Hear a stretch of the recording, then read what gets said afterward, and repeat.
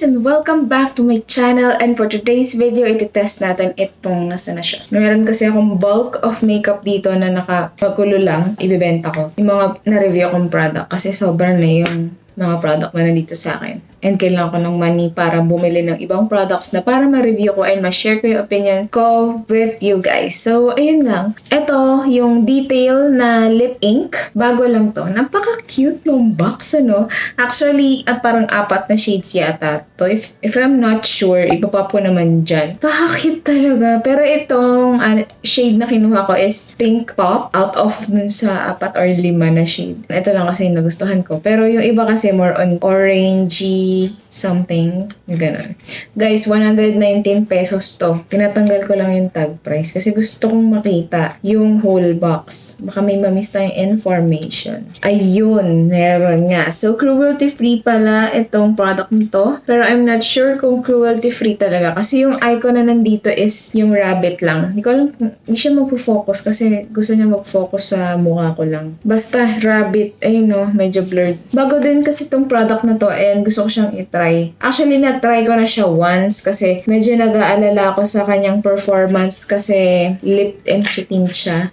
Para bago ko humarap sa inyo, alam ko kung paano yung gagawin ko. Ang meron sa face ko ngayon is CC Cream from Quick Effects. Grabe, yung mga sachet na to, ayaw maubos ah. Meron akong concealer from Makeup Revolution. Gagawa rin ako ng video for this product. Eyebrows from Novo. Yan. Maglalagay lang ako ng lip balm kasi necessary ang lip balm sa aking buhay. Ang gamit kong lip balm is yung sa Maybelline. Kumuha lang ako ng tissue kasi nagbabalat pa yung labi ko. So, natanggal din yung lip balm. Lalagay lang ako ulit. Ayoko kasi maging unfair sa ating mga product na nire-review. Gusto ko fair lahat. Ang gagawin ko ngayon is for cheek and lip na lang. So, ito yung tsura ng packaging. Ayan, napaka-cute. Ang cute-cute ng kanilang packaging. Kasi may mga gantong pattern design. And ito yung pinaka-product. So, try ko na siya. Explain ko lang lahat ng mapapansin ko.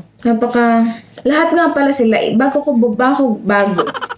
Bago ako bumili, inamoy ko muna lahat. And lahat sila same yung amoy. Na parang fruity na may halong, may maamoy ka kasing parang chemical eh. Na parang, hindi pala chemical, alcohol. Parang, alam mo yung kapag umamoy ka ng alak na, kanyari the bar, pag inamoy mo, yung pakiramdam nito. Kaya ako nasasabi yung kasi naalala ko yung isang the bar, yung orange, na nagsuka ako dun dati. Sinusto mo pa ako yung orange na yun. Kaya hindi ko siya makalimutan. Isa yun sa mga parang alak na kapag inamoy mo, parang maduduwal ka kasi yun yung karanasan mo sa kanya. So, tatry ko na siya. Sa lips siguro muna, lips muna. Kita niya yan. Lamig ah. So far, hindi siya totally parang watery. May pagka-gel-like siya. 119 pesos. So, in short, 120 pesos. Ayan, ang ganda sa camera. Pero dito may konting pa. Ayan, kahit may sobra, kaya lumagpas ka. Medyo madali lang naman tanggalin. Ayan, yun. So, tapos na tayo sa lips. Good. Alam mo, Snow White.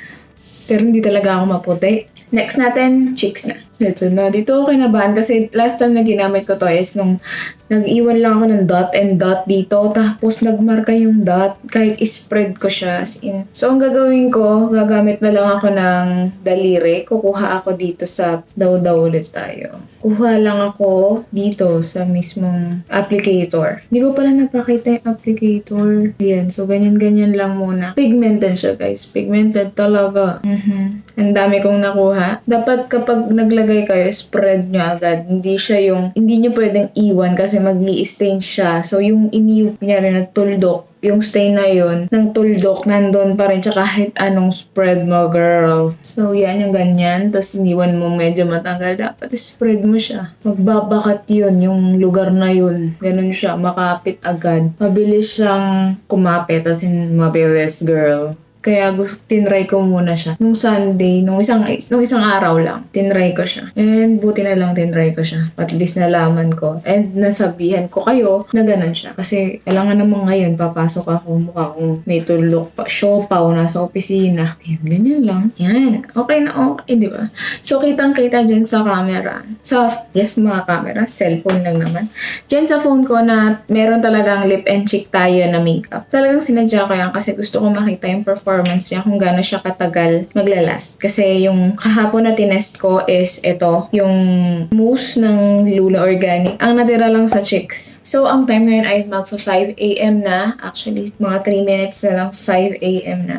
So far, so good ako for now. Ayan. So, dahil naglagay ako ng lip balm, medyo ano lang. Kasi ink lang naman to, yung pinaka-pigment lang siya. Wala namang sinabing vitamins like that. Wala. So, ingredients niya more on water. So, may alcohol nga talaga. Alcohol, propylene glycol, acrylates, something, mga scientific words na. Yan. Hindi ko mapakita sa inyo kasi hindi siya nagpo-focus yung front camera. Yun. So, napaka-cute ng packaging. Both yung pinaka-packaging ng product and yung box mismo. Yun lang, guys. So, babalikan lang ako later for my update or for my final, opinions. Later na lang. Guys, nag-stain nga pala siya. As in, bongga yung stain. Grabe lang. As in, hindi na ako nag-ayos at humarap agad ako sa inyo. Actually, nagpahinga pa ako nito at hindi ako nag-ayos. As in, humiga lang ako agad pagdating. Kasi napagod yung aking paa. Ano ba? Nakikipagkwentuhan lang naman ako sa inyo. Okay, so, ayan, kitang-kita nyo na nandyan pa ang ating blush. Nandyan pa yung blush, guys. Nandyan pa siya. Diba? Pero hindi na siya yung katulad kanina na super, parang flush na flush talaga. Pero gusto ko siya kasi natural yung itsura niya kahit kanina na bagong lagay and lalo na ngayon na parang flush lang. Parang alam mo pagod ka lang. Pero nakapagpahinga na ako, guys. So talagang ito yung ating tinitest na product. Hindi to yung ayun. So nakalimutan ko ikabit yung mic.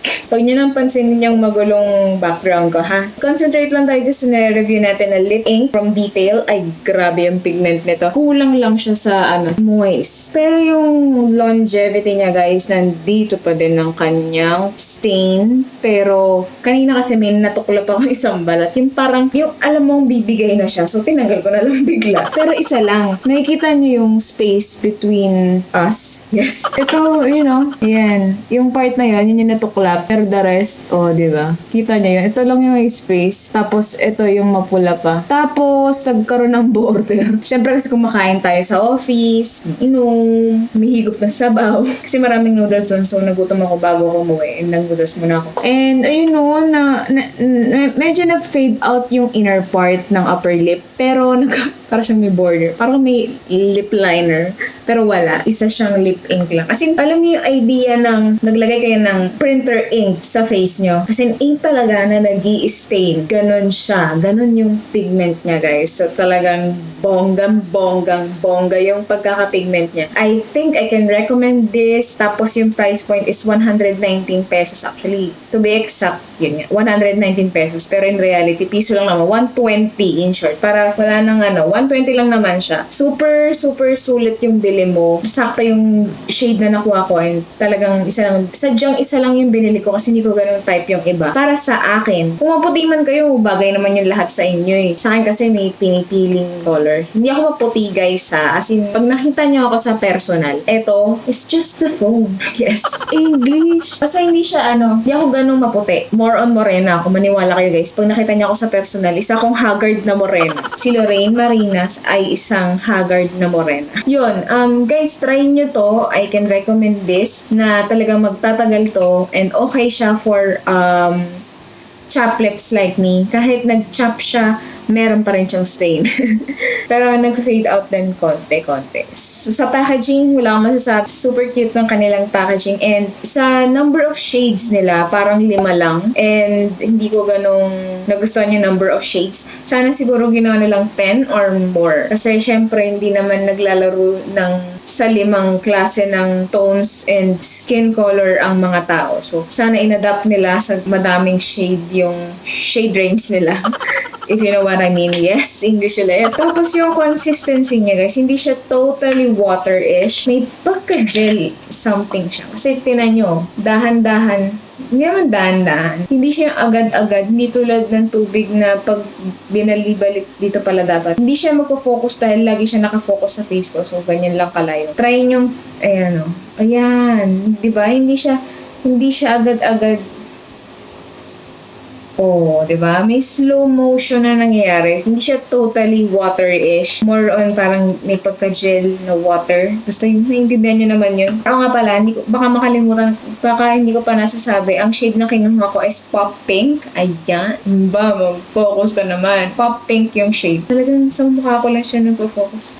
Front camera kasi to ng phone ko na ginagamit for video. Yung usual ko, yung mga videos ko before, ang like kong gamit doon is yung rear camera or yung nasa likod ng phone. Pinatry ko to and okay naman kasi nahihirapan akong tignan yung sarili ko kung nasa gitna ba ako ng video or what. And so far, nagugustuhan ko yung front camera. Ang problem lang is yung pagfo-focus. Pero nagagawa naman ng paraan yan. Yung longevity is nandyan pa din. As in, solid yung longevity niya. Kahit nag-oil ako, kita nyo naman na ang shiny na ng face ko. Hindi, at yung shine na yan, hindi yan dahil sa highlight na nilagay ko kanina. Naglagay nga pala ako ng highlight after nung video. Dito lang banda. Tsaka dito sa nose. Pero yung shine na yan, hindi yan shine ng highlight. Shine yan ng oil ko. Tinan nyo yan sa noo ko. Hindi rin ako naglagay ng highlight dyan. Ayun lang guys. So if ever may gusto kayong product type or review, just comment down below. Also check my social media accounts dun sa description box below. And if you like this video, please hit the like button and please subscribe to my channel. So see you in my next video. Bago ko makalimutan, i-remind ko lang na kung gagamit kayo nito kasi highly recommended, baka bumili kasi kayo